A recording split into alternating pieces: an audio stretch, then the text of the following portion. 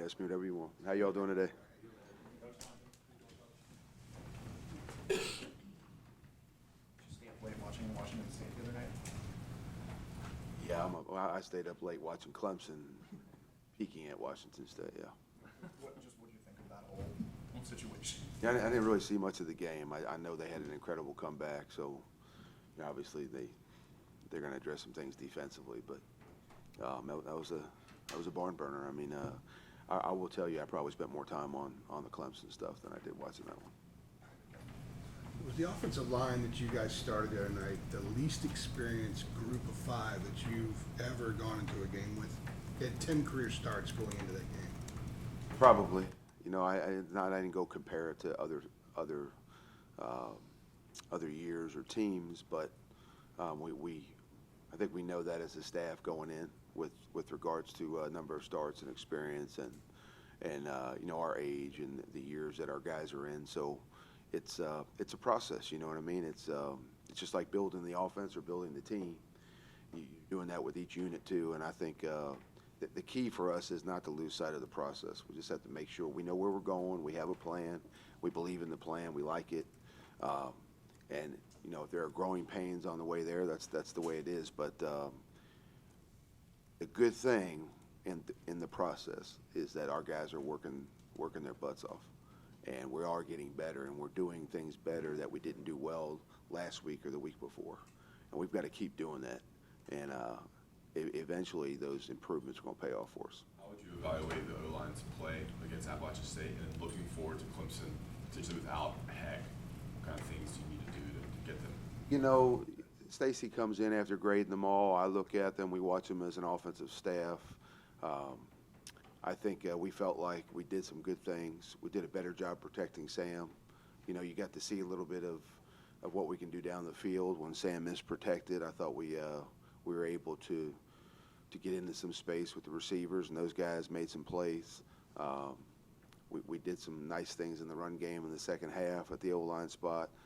You know, maybe we would like to be a little more consistent, you know, and I think because we're moving different people, you lose continuity when you're moving people around. So I think that the thing that I hope for this year is that, you know, we're able to keep the same 5 or 6 or 7 guys now. We get them locked in, and we play with a little bit more continuity. Because you're making calls, and you're talking to people next to each other. And you get used to playing next to somebody, and you trust somebody. And when you have to move people around a little bit, it hurts the continuity. So I think I hope we're starting to settle in and develop some continuity up front. You know why the move to put Billy Ralston? I think he got most of the snaps in the second half for Ed Montilus. Yeah, just to spell some guys. We want. It's just like we do at wide receiver or running back. We want to keep everybody fresh, and as guys start to earn the right to get on the field in terms of the way they're practicing and executing, then we'll play more guys at every position. That's the philosophy at every position. So, you know, if we get to a point where we have 8 linemen, we play 8 linemen. If we get to a point where we have 6 or 7 receivers, we'll play that many. You know, we're not going to play them by default, and if we have to roll through 4, you know, at the receiver spot and 5 or 6 at O-line, we will. But as they get better and then they kind of meet the standard that we have in their room, then they go into the rotation, and we're gonna play more so that we're fresh. Phil, what was the mistake made on the sack fumble down on this end early in the game, and what was supposed to happen on that play? Yeah, we have 2 linemen that are going to slide and then drop. We didn't drop quick enough, you know, and we had they kind of folded inside, and it slowed us a little bit in terms of IDing it, and we didn't drop and get out in front of it. I think Sam could have stayed on the move a little bit. There are scenarios where you have to pull up and step underneath. I'm not sure if that was one where we had to. So it was a little bit of everybody, and you know, they brought 2 off the edge, and we should have been able to handle it, and we didn't. As far as Clemson goes, what is going to be most important, do you think, for you guys in particular, to give you guys a chance in this game? You know, you're going to get bored with me every week. I tell you pretty much the same thing, but we have to secure the football. You know, last week we were really happy offensive output-wise, production-wise. You know, we were really, really good in the red zone. We were good on 4th down. We were good on 3rd down. You know, we minimized some penalties. We still had 2 snap infractions, but overall, I think it was 20 yards and penalties on the offensive side. So all of those things We ran the ball, especially when we wanted to, we ran the ball a little bit better. We protected better. But the single biggest statistic that impacts wins and losses is turnovers. And we were -2 last week. And particularly the 2 in the first half, really put us behind the 8 ball a little bit. And I think if we could have a couple drops and those turnovers back, we feel really, really good about our game on the offensive side. What does Clemson do best? Clemson is, we identify 3 guys every week, just schematically or personnel-wise, that we want to attack. There aren't 3 guys this week. I mean, they're solid, and corners are really good. Safeties are good.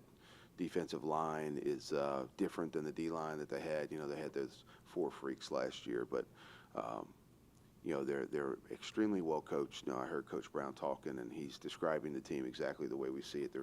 They're physical. They pursue well. They have good lateral movement. They squeeze grass. They're going to give you a little bit and then squeeze it because they're so athletic. They can be out of position a little bit and change direction and maybe recover a little better than some other teams. That's the benefit to having 11 good athletes out there. So with regards to being successful against them, we have to protect the football, and we've got to be really, really precise about what we're doing. We have to trigger quickly. Passes can't be errant. We've got to hit the grass and hit holes when they're there. I think we have to hit the line of scrimmage in the running game when it's there. The elevator door is going to open up and only stay open so long, and we need to pop and beat the line of scrimmage when it's there. And fundamental technique, I think, and the focus on the little things, those are even more important when you're playing the better football teams, because those little things make a huge difference. And we're going to focus on us this week much more than we are Clemson. Is there a commonality in the bad? I asked Mac about bad starts, and he immediately pointed to the second quarter more so than right Sure. at the very beginning. Yeah. But is there a commonality that you've seen in the last 2 games that puts you guys in this hole? Maybe something you're concerned about on film that you'd like to get fixed more so than something else? It really has been different. What we need is especially offensively, we need a focus for 4 quarters. We need to play the first quarter the same way we play the second, the same way we play the second half. And it's just, this game was different than some of the others in that, we were moving the football and we were doing some good things offensively, and we turned it over. Turning it over blew 2 of our drives in the first half, particularly in the second quarter. And those are things that we know are important and we can't do. And then it happened, and it put us behind. And so now you're trying to recover, and make up for it. And in this game, that was the biggest issue, and so that's going to be the focus of Clemson. We've been a good team, ball security wise. Sam's made really good decisions in the past game. He has not endangered the football until this game, and I think we had 1 fumble prior, right? Maybe 2 all season. Yeah, go ahead. I guess that was the end of the second quarter, that drive, with a bit of sense of urgency. And in the fourth quarter, what's kind of the common theme in those drives when they're performing really well in the 2-minute drill? It's an interesting question. I really think it's there is no quit in our guys. I think when there's something in the game that creates a sense of urgency, our guys respond well. I've been part of teams that play really well and we do a great job, and it's a fight to get the same performance or production out of guys when the bullets are flying a little faster and the game is on the line, and that's just not this team. The problem is we don't want to be in that situation every week. We want to take care of business in the first half and put ourselves in a position where maybe we can dictate for 4 quarters, or at least be in control of our own destiny for 4 quarters, and not have to be the cardiac kids in the fourth quarter every single week. And so that's it's a good trait to have when we're in that situation, just like to be in that situation a little bit less. Phil Reuter came in for that 3rd down play. Yeah. What was apparently designed as a play for him, a running play. If he'd not gotten hurt, was that an example of what you were hoping to do for him? Well, Jace has the offense in. He's the next guy, and so we have confidence in him throwing the football. We have confidence in him running the football. The plan was to utilize him a little bit more, last week, and that got nipped in the bud with the injury. But I don't think there's any lack of confidence in using Jason, and we were going to on Saturday. Jason injured, and he's your second guy now. If Sam were to. So Vince Amendola is our next guy. He's done a really good job. He came in the summer. He is not a beneficiary of the spring with regards to learning the offense. He also has not been asked to play. So he's had, August for him was kind of the spring that Sam and, and Jace had. And so now he's gone through, 4 weeks of reps and film ID and doing all the drills and everything. And so he'll obviously get more team reps this week. And, there's a contingency plan for injuries, and, we'll go to it if we need it versus Clemson. What does Vince do well? He was a preferred walk-on, right? Yeah. Okay, what did you guys see in him that you liked? You thought you were bringing him in, and maybe at some point he might be someone that if you had to. Oh, Vince is bigger. He's taller. He sees the field well, obviously because of his size, his stature. He throws the ball very well.